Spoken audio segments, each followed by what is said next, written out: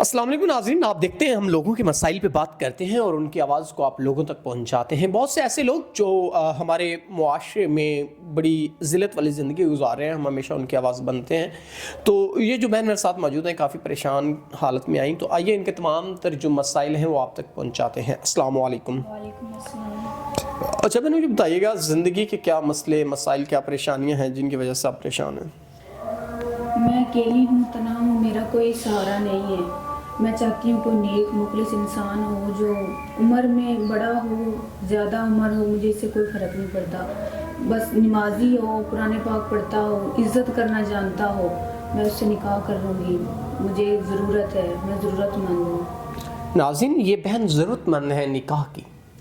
तो अगर कोई ऐसा इंसान जो इनसे निकाह की ख्वाहिश रखता है, जो इनसे इनके मामलात ज़िंदगी की ख्वाहिश रखता है कि वो पूरे कर सकता है, तो वो ज़रूर इनके साथ निकाह करे। और मैं आप लोगों से ये हम्बल रिक्वेस्ट करता हूँ कि जो लोग निकाह के लिए आएँ उनके साथ आप निकाह करें। निकाह सुन्नत है और सुन्नत को आप अदा करें ताकि जो भी मसाइल हैं वो कम हो सकें इन लोगों के। तो बहन, अगर कोई ऐसा इंसान जो आपके मामलात ज़िंदगी, ज़रूरियात ज़िंदगी, तमाम तर मसाइल जो हैं उनको अगर टेक केयर करता है और वो पूरे करता है, तो आप निकाह के लिए रेडी हैं? जी बिल्कुल। लोग जना करने के लिए दावा देते हैं, लेकिन मैं ऐसा कभी सोच भी नहीं सकती। लोग तरह तरह की मुझे बातें सुनाते हैं, तो मैं चाहती हूँ कि कोई अच्छा इंसान हो तो अल्लाह ताला उसे नेकियां अता करेगा। आमीन सुम्मा आमीन।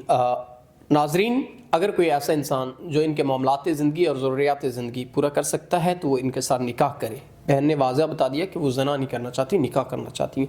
अगर कोई ऐसा इंसान जो निकाह की ख्वाहिश रखता है तो वो इनके साथ ज़रूर निकाह करे ताकि इनकी तमाम तर परेशानियाँ दूर हो सकें। तो इसी के साथ अपने मेज़बान नवाब अहमद को दें इजाज़त। खुदा हाफिज़।